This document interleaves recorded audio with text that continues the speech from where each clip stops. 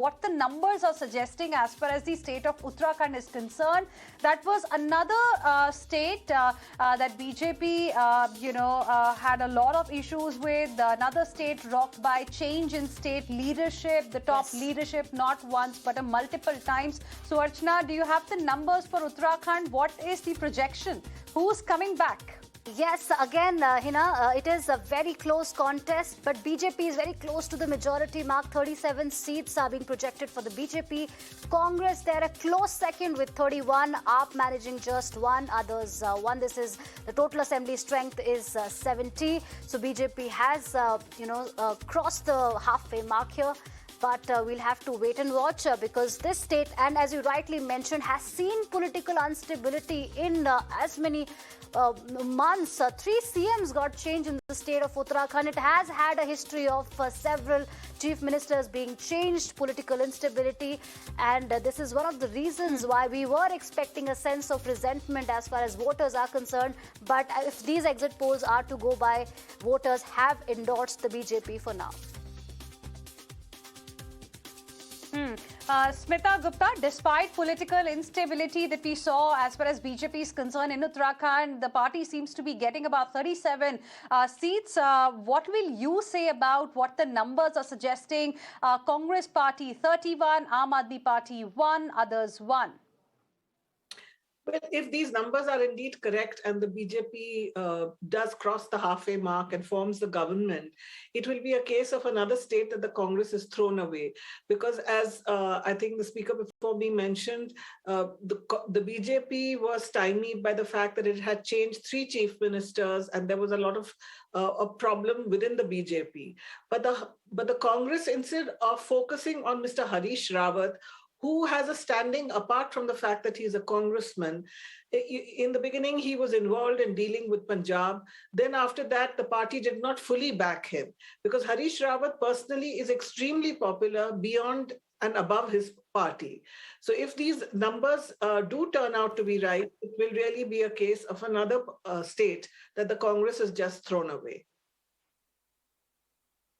Right. I have a question for the BJP, if I may ask. Shweta Shalini, a lot of, like we speak about political instability, one factor that was being attributed to the political instability in the state of Uttarakhand is the internal rebellion within the party's BJP unit. It is believed that one person wants to pull the other one down, which is where there are coteries, there are cliques, there are groups, and there is this very deep sense of rivalry within the BJP.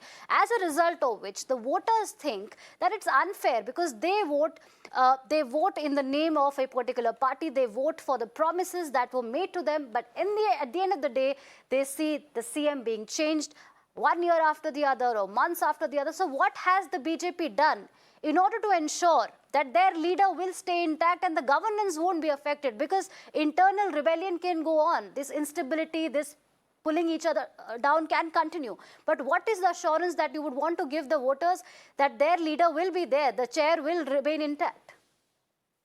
Okay, one of the things the speaker before me spoke about Harish Rawat ji. One of the things that I wanted to point out here is if you actually look at Nainital, which is Harish Rawat's home and maximum influence area, also saw only a voter turnout of about 60 or 63%. Right. Having said that, historically, Uttarakhand has voted in a alternative fashion. It has given both BJP and Congress a chance. Having said that, too, coming to your question now, please understand the voters of BJP vote for Modi and Modi only. And this is a vote which has come to directly Modi. BJP has an inherent policy of ensuring that whoever is on the seat has to follow the rules of the organization. And that's what it has time and again proven to the state by changing the top seat itself. Because we are governed by a system, we are governed by a practice and not by internal lobbies or by the whims and fancies of one singular person. People vote for the entire thought process called BJP and the leadership of Shri Narendra Modi. And I'm sure that this is what the Uttarakhand Tausif wants to respond to what you've just said. For. Then I'll go across to Dr. Anshul Avijit. ma'am, it's simple again. I just want to give a rebuttal. When the ma'am says that it is only and only done by Mr. Modi and people wants to see Modi all over India, which is true, it's okay. But then you say that it happens with a system. We have a systematic way. We have an organization. Then who runs the organization? It is the people or the BJP or the Modi. Now, it is very true that when we vote for someone, we see the chief minister candidature, we see the MLAs, we see the MPs, but Modi is not there in Uttarakhand. He is ruling India, which is true. But again, there has to be a local face. Now, again, there is a ball game where Uttarakhand chief minister candidate is there. He's a local guy again. And he's from a military army background, if you see. And people are quite crazy about him. If you do a local survey, you have to see that. I'm not saying that AAP will do something extra. Maybe they will get 5 seats, 7 seats, 8 seats, but this is now how it should be. So this confidence you're saying is on the face, not the national leadership, but the local leadership. Interesting point of view there. Dr. Anshul Avijit. Now, okay, got your point. Got your point, Tausif.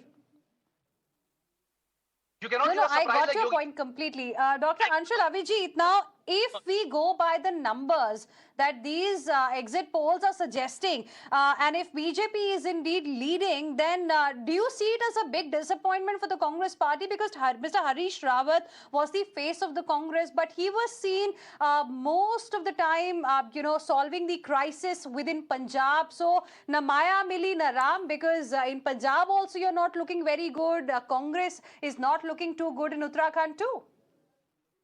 Again, my reply cannot be held hostage to the numbers. I just want to talk about, the dissent in the BJP. That's a very important question you raised. Because it's not just in Himachal. Whichever state you go to of the BJP, the most active man in the BJP has been Mr. B.L. Santosh, who's been going around dousing fires. In fact, in UP, the chief minister of UP, such was his level of incompetence during the second wave, that 200 MLAs came out in protest against him. But why don't you first tell us what happened to the Congress party? Sorry? Why don't you tell us what happened to the Congress party in Uttarakhand, going by what the numbers are suggesting? And if you don't want to believe the numbers, what is your projection for Uttarakhand? I told you about it. We firmly believe that, it's a state that I traveled in extensively, having gone to, Haldwani, Almora, the other side as well, in Kumaon region. There is no doubt that the Congress is winning in that state. And it is because of a number of reasons, because of a clear unfulfilled promises, the fact that there's complete political instability in the state, having changed their chief minister 4 times, which comes back to your query. And I just wanted to tell you that this is a background to this, because there is instability in every single BJP state you go to. Here it's been particularly marked. And therefore, you keep talking about Modi. But Modi's face, if it's been projected as some kind of a unifier, has come out as a failure, because it is his level of incompetence at the central level during the pandemic. And of course, unemployment is one of the worst. This is one of the worst states as far as unemployment goes. As far as that is concerned, and as far as the as far as the reaction or the arrangements of the pandemic are concerned, they come out very, very badly. So here, concerning all these things in the making of roads, we went off with a very, very positive sort of campaign, Char Dham, Char Kam, in which we said, we will implement the Nyay scheme, we will give money to the poorest of the houses, we will have 4 lakh jobs, that cylinder prices, which is a huge issue now, will be less than 500 rupees. So a number of these things have come out, and we've shown that we can actually do it. We have the Nyay scheme in Chhattisgarh. We have an urban MNREGA, which has now been announced in Rajasthan. So if we say that we are going to do it, there is something that we do. We have a number of schemes which are in Chhattisgarh, in Punjab, and in Rajasthan. So we are going to do it here. So it was a positive campaign which we stepped out into. And I have no doubt that it's going to pay huge dividends. These numbers will not tell you that story.